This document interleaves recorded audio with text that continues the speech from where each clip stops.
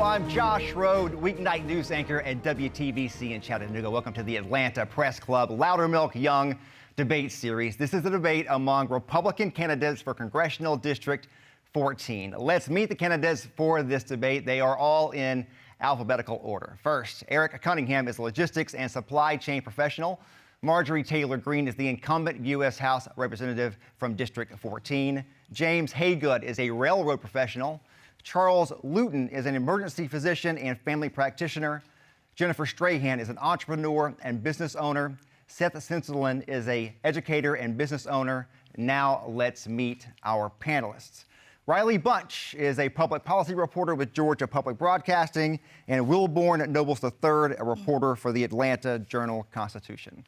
For complete rules on today's debate, please visit the Atlanta Press Club website. It's atlantapressclub.org. To start the debate, each candidate will be asked one question by one of the panelists. Candidates have 60 seconds to answer each question. Riley Bunch, you will get the first question to Charles Lutin.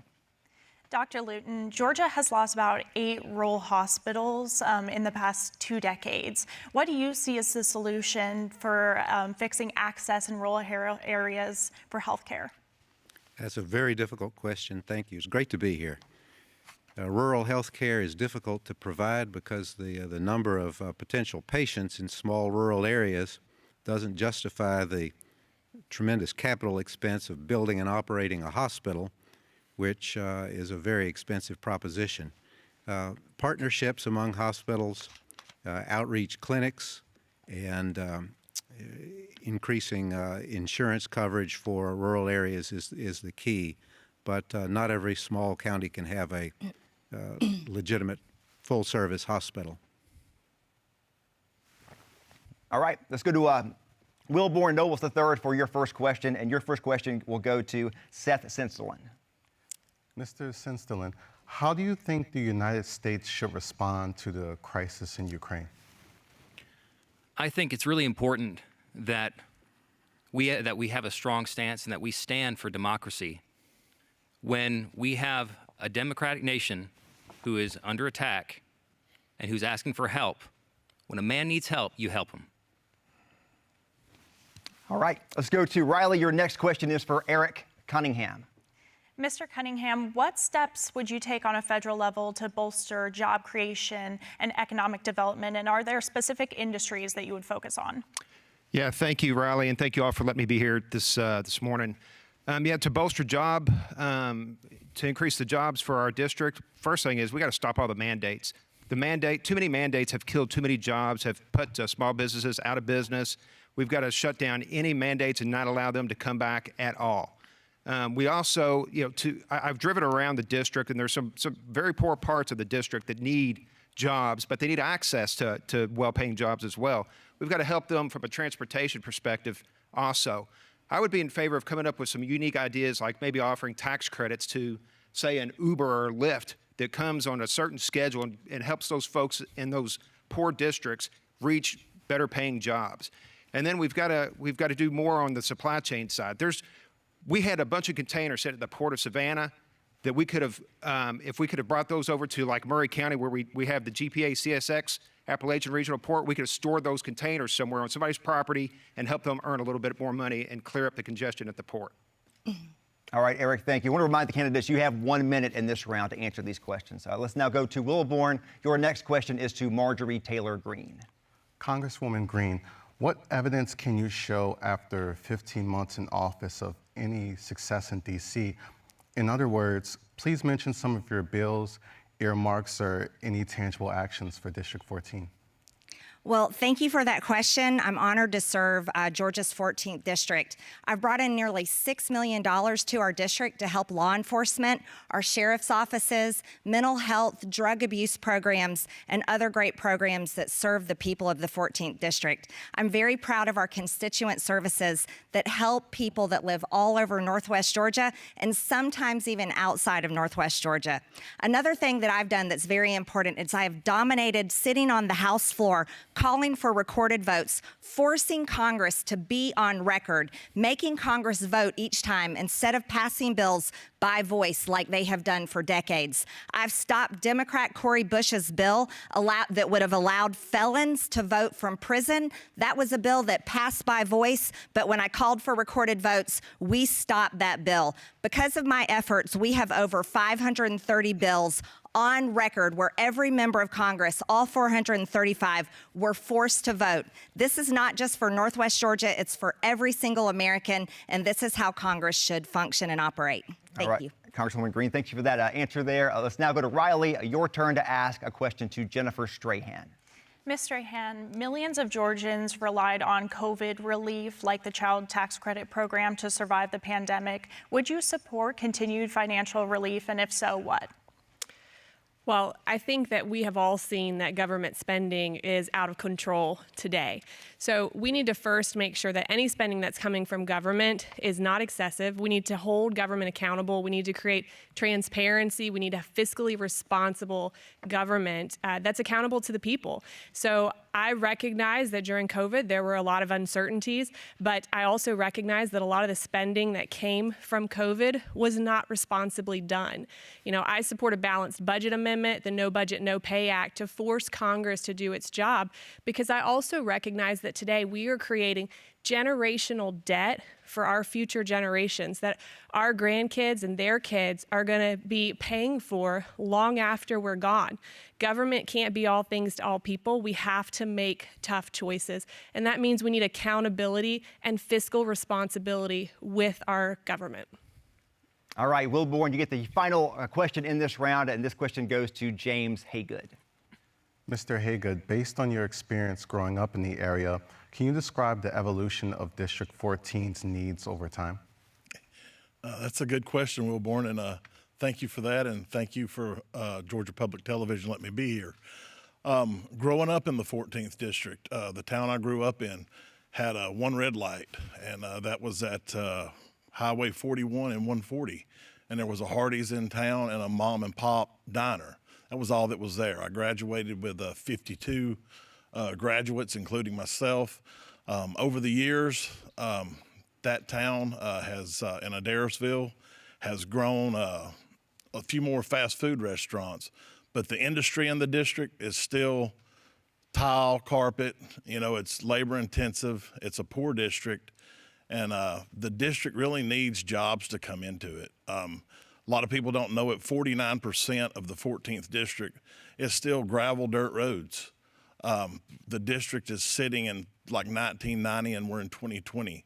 So we need a congresswoman or person to go into office and bring change and jobs into the 14th district.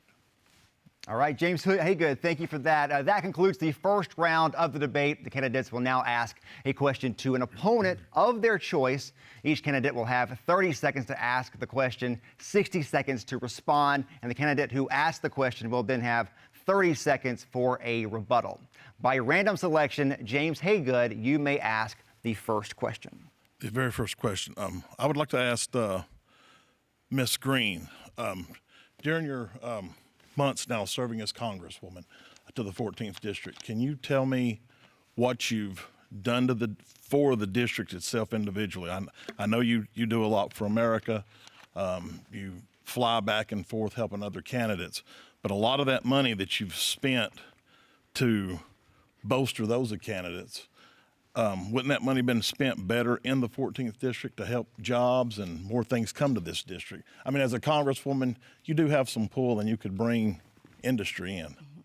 Well, James, I know this is your first time running, so you may not realize that the money spent traveling maybe to another district to help another America First candidate come to Congress that we desperately need, that's not federal money. That's not money that's spent by the government. And as you do know, the Democrats are in charge right now. That means Nancy Pelosi controls all the bills that are taken to the House floor to vote on. Republicans, we have no control right now. So what I'm looking forward to doing outside of the fact that I've already had 11 town halls, even some tele-town halls from Washington, which is where we work, by the way, as members of Congress.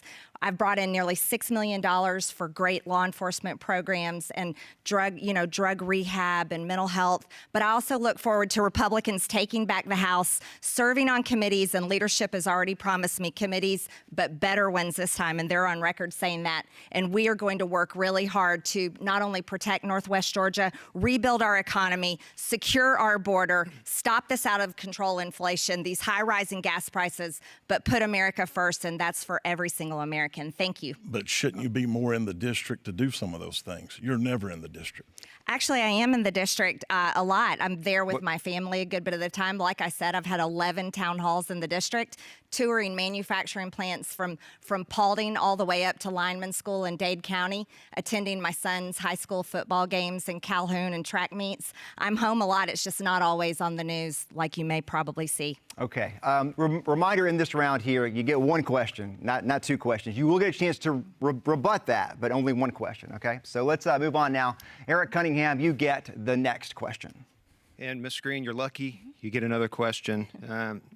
So in the 2020 primary runoff debate, you were asked, what would you do to help the opioid, heroin, and meth problem in the 14th district? And you responded with that you would work hand in hand with local, city, and county officials on this problem. So can you tell us, and you mentioned to James just a second ago about drug reform, what have you specifically done or accomplished in the past 16 months to help the 14th district with this crisis? And I'm not referring to the fentanyl issue that's coming across our wide open borders.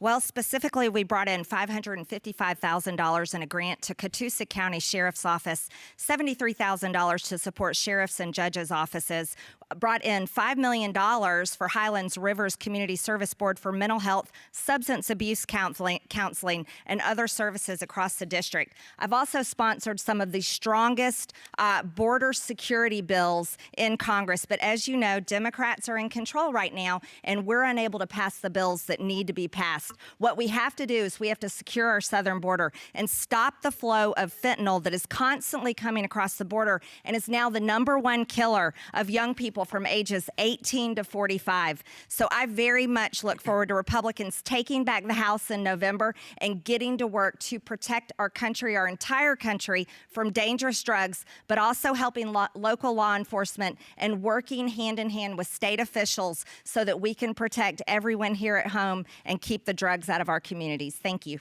Okay, so I think 30 seconds. I think we can all agree we want to stop the illegals coming over the border. I mentioned this early on about the fentanyl coming in and killing those that are 18 to 45.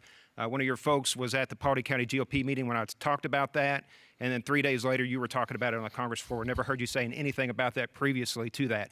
If I'm in office, I've been on the board for the YMCA. I've been working on opioid and heroin addiction and awareness for the past 7 years, and I'm going to continue to do that for the people of the 14th district. All right, let's move on now to Charles Lutin. It is your turn to ask one of your opponents a question. Where everybody's ganging up on Marjorie, I'm going to ask Jennifer a question. One of my points of interest is ethics in Congress and prevention of conflicts of interest. You're an entrepreneur, operate a business in Marietta, I believe, is the office.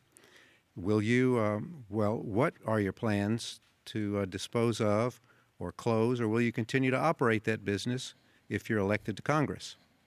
Well, let me be clear that my first priority as a representative of our district is always our district. So I am here to make sure that we're restoring customer service to the district. I want to make sure that we are focusing on effectiveness. We do not have to sacrifice effectiveness for conservative values. And that's something that my business experience brings to the table. I'm able to bring that experience in working with hundreds of organizations across the country, partnering and training thousands of individuals, and helping to eliminate millions of dollars of wasteful spending in healthcare. And that's the real world experience that we need in Congress. We need a representative who's going to focus on the issues that matter. And so my first priority will always be focusing on the district. I believe that my experience brings a lot of value to that, and I will make sure that that remains my top priority. All right, Charles Lutin, you get 30 seconds. Yeah, but will you continue to operate the business? No, so obviously my priority will be focusing on the district. So you're going to close the business? Yes. Let's move on, if we could. Let's go to Marjorie Taylor Greene now. Please ask your question. My question is for Jennifer. Money says a lot about people, and on your FEC reports, you've received most of your donations from rhinos in Washington, lobbyists, and Democrat donors. Also, PACs are funding you that are bankrolled by Reid Hoffman, which is a mega Democrat mega donor, billionaire, who donates $25 million to communists like Nancy Pelosi and Stacey Abrams. And then next week, you're having a fundraiser with Senator Bill Cassidy, who is a Trump impeachment voter, which is very offensive to most of our voters in Northwest Georgia. So my question for you, Jennifer, is are you going to continue to be sold out to the swamp before you've even had an election? Or are you going to give that money back and cancel that fundraiser with Trump impeachment voter Bill Cassidy? Because I'm highly offended. I am endorsed by President Trump, and Ms. our Greene. district still supports him. So are you going to give all that money back? Well, let me clarify first and foremost that the individuals who are supporting me aren't supporting me because they know me. They're supporting me because they know Representative Greene. So I have been very clear from the get-go. I support President Trump. I support his policies. I believe that he has had the best policies that I've seen in my lifetime. And we need to send someone to Washington who can promote and protect those policies. They were good for all Americans, not just Republicans and not just Democrats. I believe that my experience allows us to make sure that we are having tough conversations, that we're restoring service to the district, focusing on the district. You know, I proudly voted for President Trump in 2016 and again in 2020. And if he's our Republican nominee, I will gladly vote for him again in 2024. So I've been very clear from the start, and I will always make sure that I'm maintaining my values as a conservative Republican. Congresswoman Greene, you get 30 seconds. 30 seconds. Thank you. You know, Jennifer, the only donations I take are from people. I don't take money from lobbyists or corporate PACs. And I represent the people of Northwest Georgia. And for you to sit here and parade yourself as a conservative Republican and claim that you'll support President Trump, you better cancel that fundraiser you're going to have next week, because that's a senator that voted to convict President Trump after the House, Nancy Pelosi, impeached him. And shame on you. The only people that want you in Washington are the Washington insiders, the lobbyists that you're already trying to work for, and the Democrat donors like Reid Hoffman, who funds communists like Nancy Pelosi and Stacey Abrams. We have to move on now. Please pay attention to the cards and the times so that we can get everybody heard from here today. Let's go to Seth Synstelien. It is your turn now to ask a question to anyone you'd like. Absolutely. Yes, Mrs. Greene, we're all here because we have concerns about the seat. See, you bought defense contractor stock before railing against profitable wars. Your words and actions are consistently inconsistent. No bill you've authored has passed, and you have no committee power to advocate for this district. Without resorting to rhetoric about Democrat boogeymen, Biden, and the woke left, answer this. Can you tell us one or two specific objectives that affect our wallets that you can actually pass, and explain how you plan to get it done without being guaranteed a committee assignment? Well, thank you for that question, Seth, and I know this is your first time being a candidate as well. So I usually find out about stock trades when I read them in the news, just like you have. I signed an agreement with our financial advisor that I don't know anything about trades that are made on behalf of me or my husband when they're made. I always find out about them when they're written by leftists like Business Insider, just like you're talking about. Now, here's what we have to do. You have to understand and remember, Democrats are in control in Washington right now. Republicans aren't getting anything done. Even the Republicans on committees aren't getting anything done. And if they were, you wouldn't see the radical destruction of America going on right now. Our wide open borders, we are having inflation out of control, and we are no longer energy independent as Americans. So what I look forward to doing is when we take back the House, I'll have great committee assignments. Kevin McCarthy and leadership have already promised to them to me, and we look forward to holding Democrats accountable for all the corruption and horrible things they've done in our country. Thank you. Okay, let's give Seth 30 seconds to respond. That's too big an if. Voting for Mrs. Greene is a gamble, as she's not guaranteed a committee power. She's not even accountable for her own tweets or her staff's. We're still not clear who's acting on the district's behalf. So how can anyone expect her to bring accountability to Washington? Her only leadership trait right now is rallying people against an enemy. And little to none of what she just said encourages business in our district or fights out of control inflation. That's my time. All right, let's go to Jennifer Strahan now. You get the last question in this round. Thank you. Representative Greene, you recently stated that serving in the U.S. military is like, quote, throwing your life away. You also voted against funding our national defense and most recently against preventing Iranian terrorists from obtaining drones. Why are you so determined to weaken our national security? Well, again, you're cutting off my statements just like the Democrats that support you do in the mainstream media. Two of the most important men in my life are my father and my husband, who both served in the Navy. You probably didn't know that, Jennifer. Here's what I support. I support our U.S. military, but I do not support sending them to never-ending foreign wars. I support taking care of them and protecting them. I do not support forcing COVID-19 vaccines on them like you would support. Here's what I have done. I've co-sponsored bills, and we've passed one bill, PAUSE, that gives military members and veterans service animals. So that's one bill that we've gotten passed. Other bills that I've co-sponsored are bills that will cut the red tape and allow veterans to get more help with their health insurance and health care, meaning that they can go outside of the VA and get more help with health care because they don't get any help under President Biden and the Democrats administration. I'm very proud and very, very thankful to all of our military members, and especially to any of you that have served that are on this stage with us today. And I will continue to support our American military, and I will not send them off to fight for another country's borders that is not our own. Jennifer, you get 30 seconds. So there is never a context where I would justify saying that serving in our military is like throwing your life away. Our current representative voted to fund or not to fund our national defense. So if it were up to her, we wouldn't have funding for our military and national security. And most recently, she voted against preventing Iranian terrorists from obtaining drones. I'm not sure why she wants to weaken America's national defense, but I will always support and modernize our military. And I will also fight to defend America and principles of peace through strength. All right. Do I get a rebuttal? I do. No, you do not. No, okay. All right. That concludes our second round. For those just joining us now, this is the debate between Republican candidates for Congressional District 14. We'll now go back to our panel and ask questions to the candidate of their choice until time runs out today. As a point of moderator privilege, I may ask questions as well of the candidates, and I will determine also when someone gets a rebuttal as well.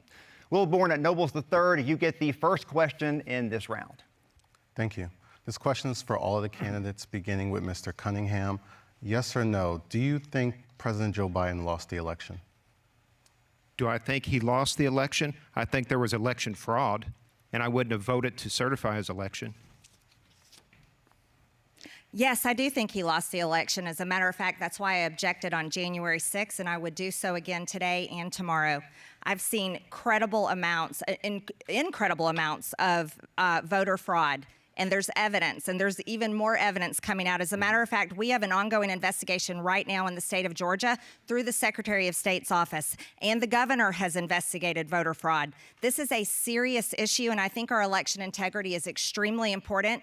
Even my own husband, when he went to vote, he was told that he voted by absentee ballot already, when in fact he did not. We didn't even request absentee ballots in the 2020 election. Okay, so there has been tremendous voter fraud, and I believe that Trump won in 2020. Let's move on now. James Haygood, you get the next response on that question. Do I think that Joe Biden won the election? I think that the House, the Senate, they have certified Joe Biden. Did it bring up a lot of questions? I truly think that there was many questions brought up on voter fraud, voter integrity. I would look more into the election results. But Joe Biden was certified as our president, and we have to now continue to move forward and just do better for America next time around, because there is definitely problems with voting in America. All right, Charles Lutin, same question. Joe Biden won the election. Joe Biden won the election by a clear margin and by a significant margin. A couple of improper votes here and there, but Joe Biden won the election, and folks, we just need to move on from that to the next election, which is 2022. So that's my position. I think it's very harmful that we continue to visit and revisit this non-issue. Jennifer Strahan. I believe Joe Biden is our president, but I do also recognize that we had a lot of issues and a lot of mistrust in our last election. I want to make sure that it is our responsibility as a government to have fair and secure elections. The good news is that in Georgia, we did see SB 202 pass, which makes it easier to vote, harder to cheat. We saw extended hours. We also saw requirements of ID, which 80% of voters across the line support. And we need to always make sure that, one, as our civic responsibility, we're getting out and voting, but two, that we're making sure we are maintaining secure and fair elections for the state without a federal takeover of elections. All right, Seth, your turn. Yes, I believe that Joe Biden won the election. It's not a question of whether there was fraud. The question is whether there was enough fraud to influence the outcome of the election. And the data isn't there. Trump-appointed judges themselves said that the so-called evidence of overwhelming fraud wasn't there. And so I'm a data guy. I'm about showing me the evidence. And so, yes, Joe Biden won the election. Republican officials who would have benefited the most from winning, from us winning, did not see that same fraud. So we need to focus on getting new votes for the Republican Party, not previous ones. I have a follow-up for the three of you who cast some doubt on the election. In this election, do you trust the local election workers in this district to count the votes correctly in this election? And if you are the loser of this election, will you accept that defeat? Let's start with James Haygood. Yes, this district, I do trust the people that'll handle the election, that'll take the votes, the cards. They're well trained. I've been to several of the courthouses. I've been to several voting booths, seen how they put it together. I trust the guys and the girls of the 14th district, and if I win, great. But if I lose, I will graciously step aside and continue on my way. Congresswoman Greene. You know, after everything we've seen in the election in 2020 and from our government overall, no, I don't trust government, period. This is why I encourage people, I encourage voters. What you need to do is you've got to volunteer to be a poll worker. Go and watch our elections. Hold government accountable. And don't allow things to happen in the dark of night or suitcases to be pulled out from under tables again. We can't have anything like we had in 2020 happen again. But I do encourage everyone to go and vote, because if you sit it out, then we're handing the election over to the Democrats, and we can never allow that to happen. I encourage everyone to volunteer and everyone to vote. Eric Cunningham, I want to clarify that question. Do you trust the local election workers to count this election, count the votes in this election properly? Well, I have to say I actually agree with Ms. Greene. In fact, we agree on a lot of topics. There's just some differences between us. But let me start out by saying this. The reason why I believe there was election fraud and why I think we need to be cautious in any district, not that I don't trust the folks in the 14th district that are going to be watching the polls and things like that, but I received a ballot in the mail at my house from the state of California. I could have easily cast a vote for the President of the United States twice by mailing that back into the state of California. How many ballots from Georgia went to the state of California and somebody cast those ballots twice and voted? So that's why I believe there was election fraud, and based on that is why I can say I wouldn't have certified Joe Biden as president. All right, let's go to Riley Bunch. You get the next question. Mr. Synstelien, I'm going to ask you this question because you brought up committee assignments earlier. If elected, what are your top two committees you would advocate to be appointed to tackle issues in the district? Absolutely. My top one would be the Veteran Affairs Committee. Second would be Armed Services. I'm a U.S. Marine. I have been both a victim and a beneficiary of the VA. And so it's really hard to make change if you're not on a committee. Because even if you're able to speak on a committee that the Democrats have the majority on, it's important that we have a voice to push back, to be able to negotiate. And that's what I'm used to doing, negotiating with someone who wants everything and wants to give nothing. So Veteran Armed Services Committee would be the top one, and that would be to, was the question what I would do there? Mm-hmm. Yeah, and that would be to make sure that we streamline the VA process. Right now, our claims inventory for the VA has gone from 325,000 to over 587,000, according to this last fiscal year report. And I'm going to be there to make sure that veterans get timely and adequate care, that they're not having to wait forever to get treated. That means expanding community care. That means making sure that their claims are being heard immediately. All right, Wilborn Nobles, you get the next question. Again, this is a question for all the candidates, beginning with you, Mr. Cunningham. What is the biggest issue dividing the Republican Party today? The biggest issue dividing the Republican Party today, let me start out by saying this. We see the division more on the Democratic side. You've got the far extreme socialist liberals like AOC, her squad, and Bernie Sanders that have completely come in and destroyed that Democratic Party. They're not Democrats. They're some progressive far extreme party that they can't run on because they won't get any voters. So they've come in and they've destroyed the Democratic Party. And we're going to benefit from that in the midterm election. We're going to win some voters. But we've got to be able to cast a big tent because we have the same type of folks on the right side that are alienating voters. And right now is the time for us to get those voters, cast a bigger tent. I don't care if you're a moderate Republican. I don't care if you're a rhino. As long as you're voting for Republicans, as long as you're voting for Republican judges who can help us look at the facts behind election fraud, that's what I care about. We've got to cast a bigger tent, and we've got to have people in office that are not going to alienate part of the Republican Party and even those swing voters that want to come over and vote Republican. Thank you for the question. I feel that there is a true civil war in the GOP, and it's a very serious issue. For decades, Republicans allowed the slow slide to happen in America, where they worked hand in hand with Democrats that now has us over $30 trillion in debt. We have a completely wide open border with an illegal invasion happening every day, and I was just at the border, so I saw it firsthand last week. We have inflation that is out of control because they voted and spent too much money, and then they sent our jobs overseas for decades, manufacturing and jobs and so much more, and we see the destruction of that firsthand in Northwest Georgia in many of the small towns across the district. You see, what we have to do is we have to be a Republican Party that serves America first. And when the Republicans decide to come together, which I see it happening every single day more and more, and learn to reject the rhino ways like Senator Bill Cassidy, who voted to impeach President Trump, that Jennifer Strahan's going to enjoy some of his money next week.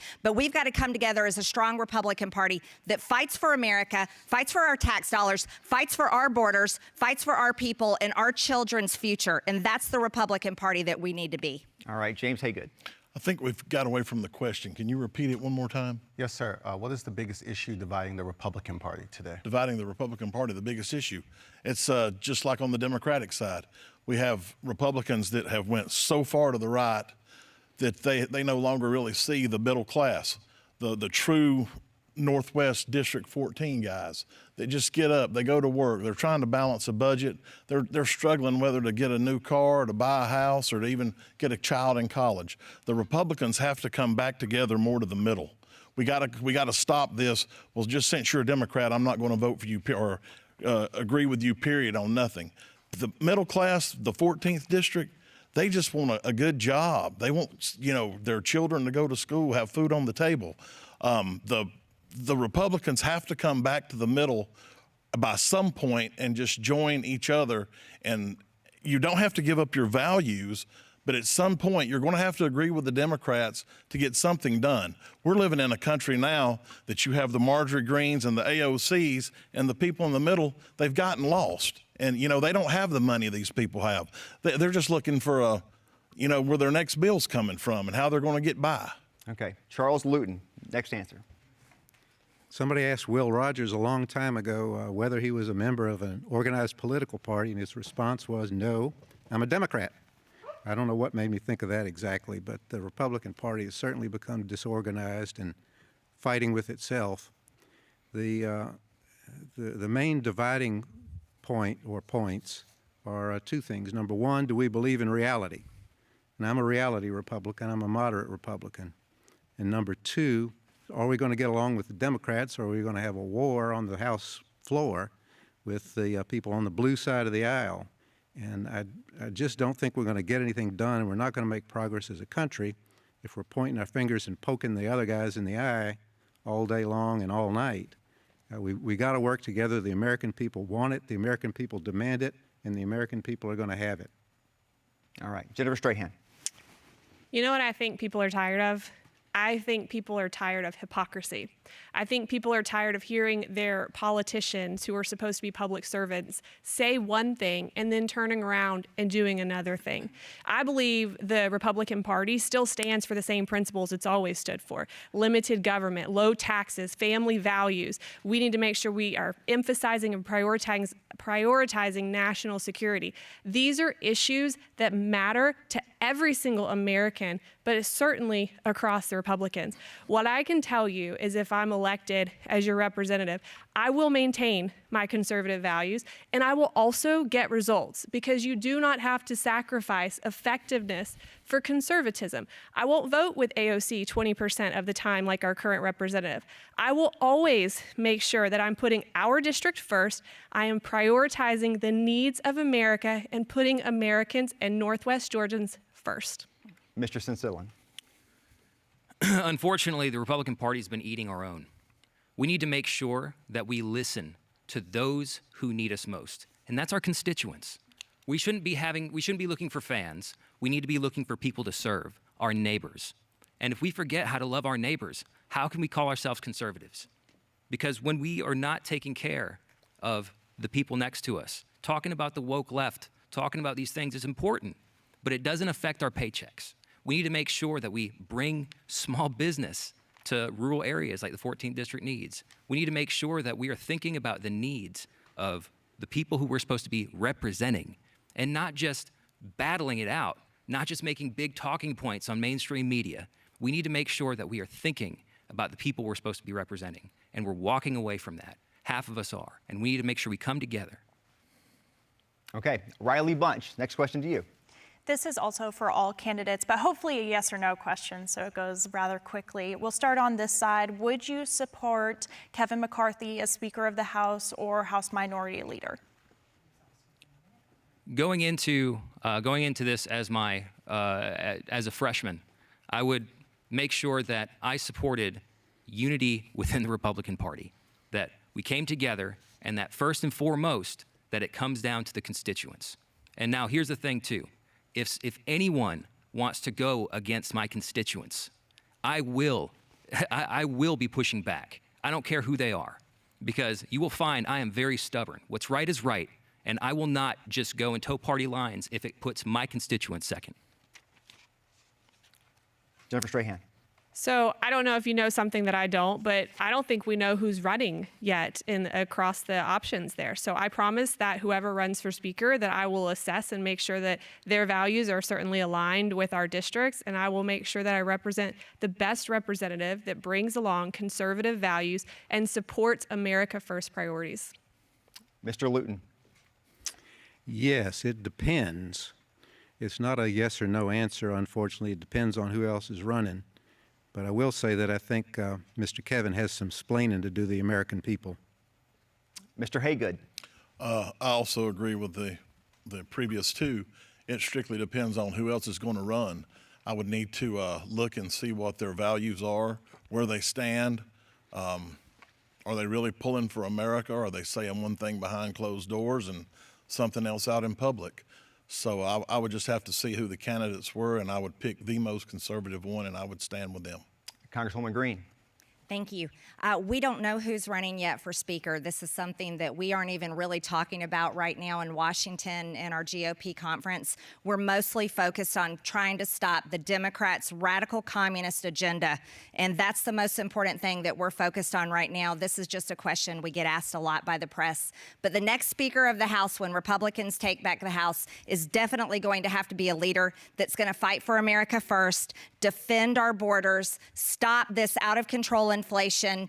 We're going to investigate all of the wrongs that have been done, which is Dr. Anthony Fauci and where the Wuhan virus came from. We're going to be investigating the failures of Secretary Mayorkas at the border, and we're going to be pushing hard and investigating all corruption and holding them accountable. Eric Cunningham, go ahead and answer that question if you could.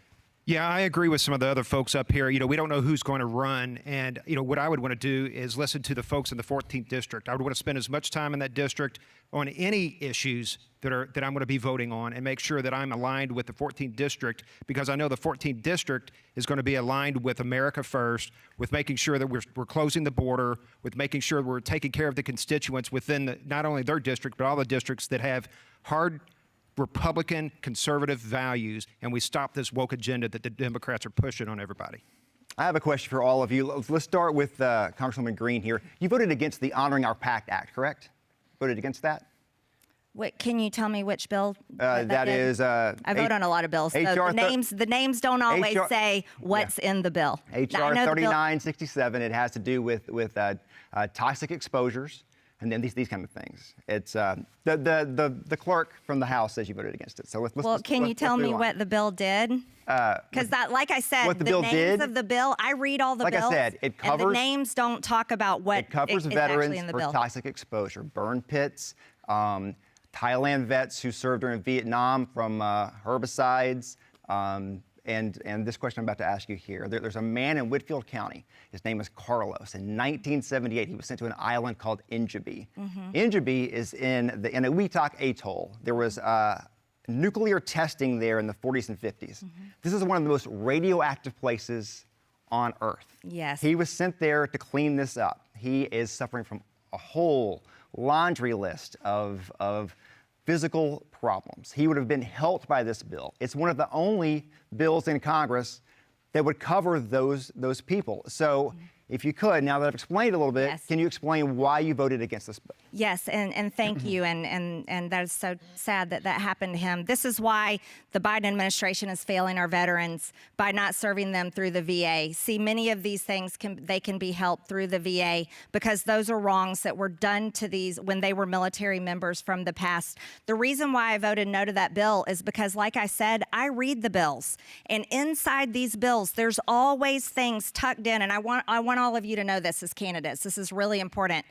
The name of the bill doesn't always say what it always does. And there's always things tucked in these bills that a person like me, a conservative that does care about our military and our veterans, at times, unfortunately, we have to vote no to a bill that should do something good because of the bad things that are tucked in. So that's why I voted no to that bill, because it gave power and gave money to the government to do something that it shouldn't be doing other than helping veterans like him. Thank you. Let's ask the rest of the panelists. We'll start with you, Mr. Cunningham. The bill now is in the Senate, pardon me, and it's not sure if they'll pick it up, if they'll pass it. If you are elected and you see something like this come across your desk and a chance to vote on it, again, this covers a lot of veterans from different eras and exposure to toxins that have made them sick. Agent Orange is included, burn pits, there's been a lot of news about that. Is that something that you would support? Well, I don't want to speak to the whole bill. I don't know what's in this bill, but I would do everything possible to support our veterans. I think the veterans have been overlooked, and I want to do anything I can to help the veterans, help them get the care they need. I've got a father-in-law that lives in a veterans nursing home in Murfreesboro, Tennessee. I go there, I see what happens all the time. Good nurses and doctors in there, poor facilities. Instead of giving money to our veterans, we spent $66 billion to give to Amtrak in the last infrastructure bill. We gave $50 billion to climate resiliency. You know how much we gave our veterans? $5 billion. And that was reduced down from $18 billion. That's a shame what these liberal Democrats and Joe Biden are doing to our veterans. That's right. James Haygood, your thoughts on a bill or a bill like this? Because to clarify, if Congress does not pass bills like this, these people, he has a 0 disability rating, 0. There's 4 people in the district who were there. There were 18 in the state of Georgia. That's just one small piece of this bill. What are your thoughts? My answer is short and simple. I don't know the entire bill, as Eric was saying, but on the veterans, my answer is if you're willing at 18 or 25 or 30 to go to pick up arms, to go travel the world over to some of the most degrading places that the humans can think of, to fight for this country, to do things, the veterans, anything you can do to help them, give them, support them, you just should do it. Mr. Lutin. That's a yes vote from Lutin. All right.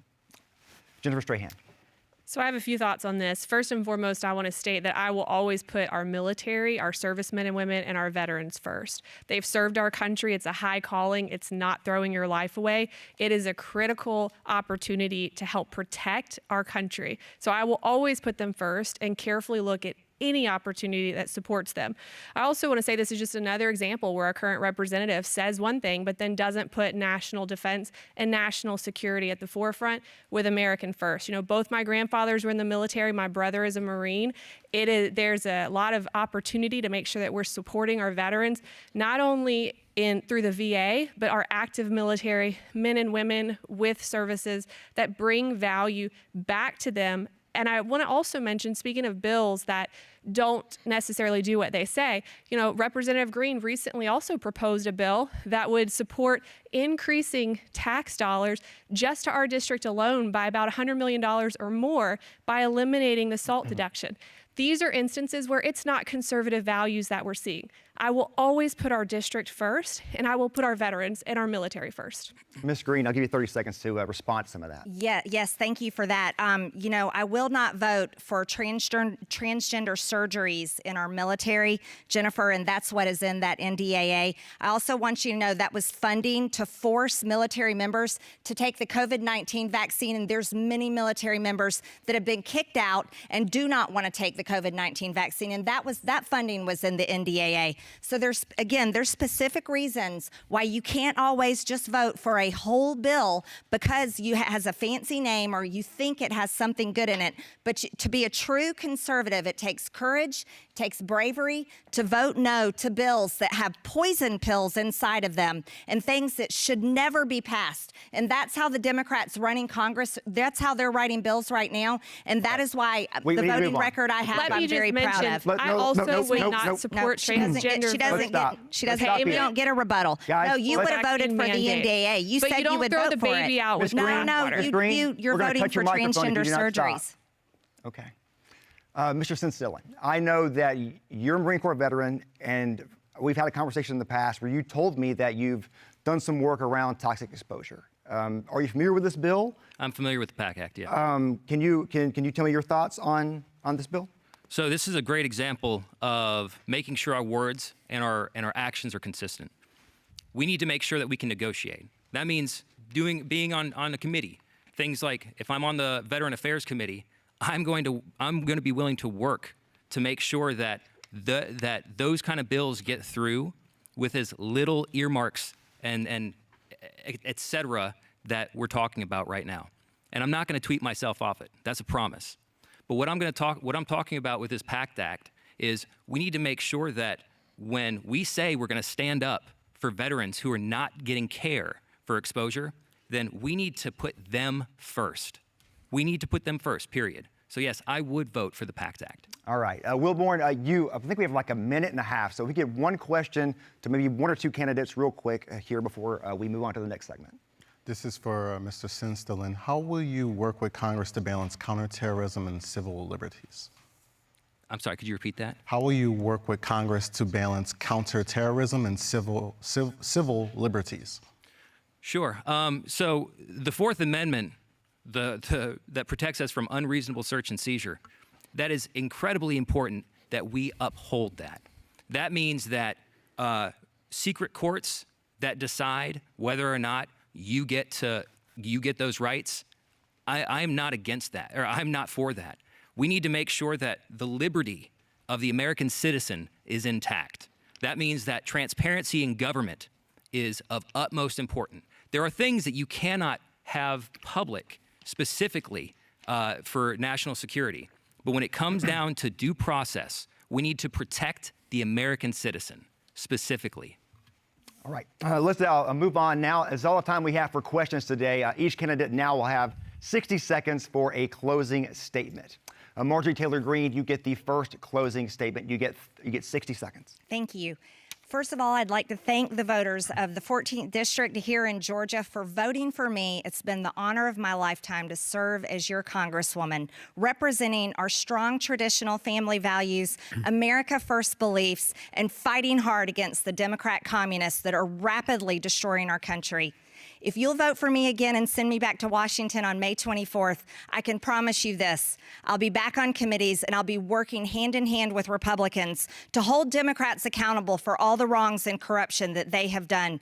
We'll be investigating Hunter Biden's laptop and all the corruption of the Biden crime family. We'll be going after what happened with the Wuhan virus that has destroyed so many lives over the past 2 years. We're going to be working hard to defend our southern border, fighting hard to stop this out-of-control inflation hurting you every time you go to the grocery store, and working to make America energy independent again so that gas prices don't get out of control. Thank you very much. All right, Mr. Lutin, you have the next closing statement.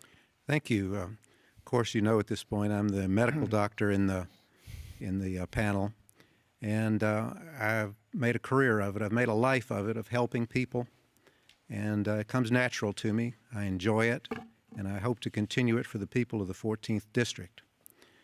I think we've heard some of the reasons today that this race has drawn so much attention and interest around the country, and I'd like to highlight two things to the voters about me. Number one, I'm a doctor and I help people. That's what comes naturally. And number two, I'm a moderate, and I'm not going to go off calling people names in politics. Red, blue, it doesn't matter. People can be friends on both sides of the aisle, and they have been friends on both sides of the aisle until very recently.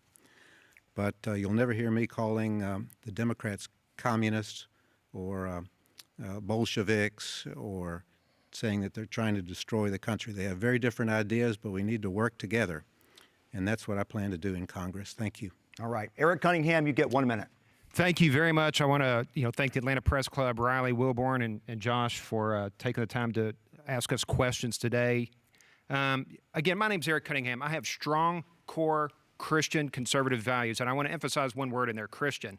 It's my faith that brought me into this race, and it's my faith that will lead me when I go to Congress to fight some of the woke, transgender, you name it, agenda that they're trying to force on us.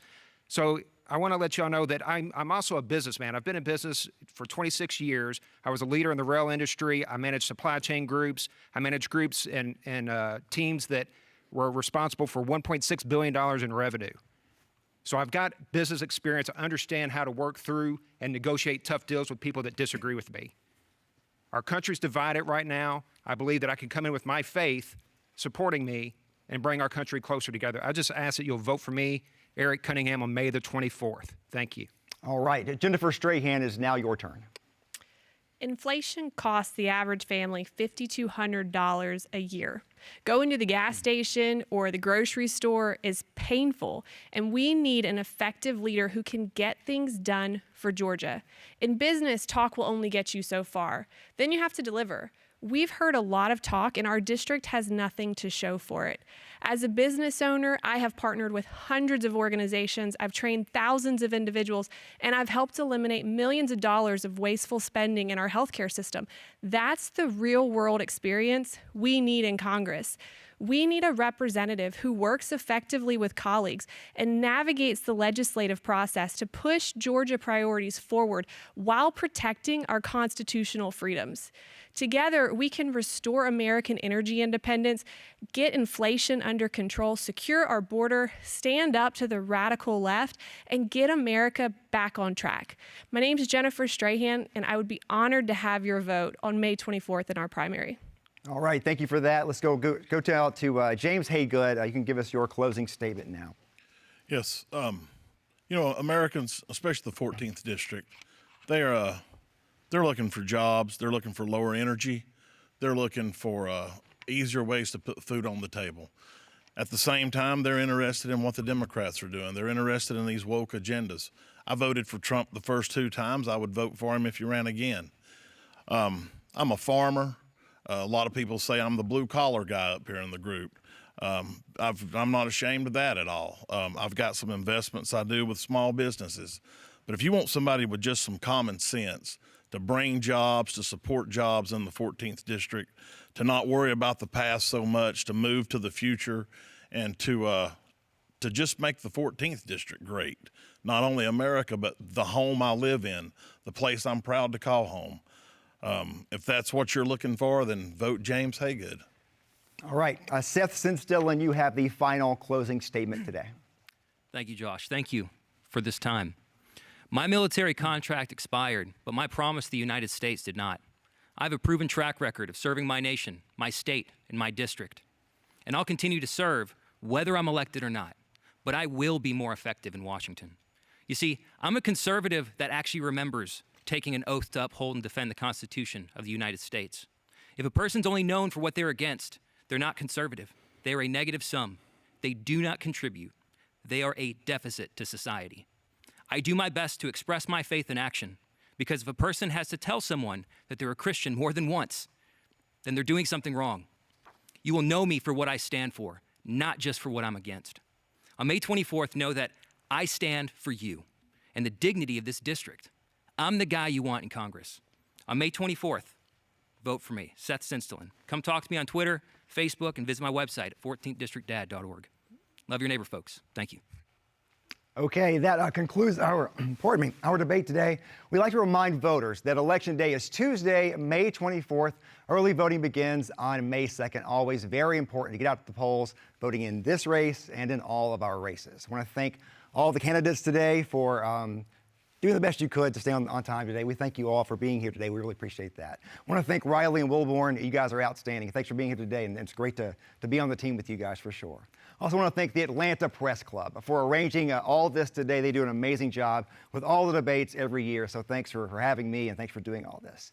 For more information about the debates they'll host this election season, visit atlantapressclub.org. I'm Josh Rowe. Thanks for joining us for the Atlanta Press Club Loudermilk Young Debate Series. Have a wonderful day.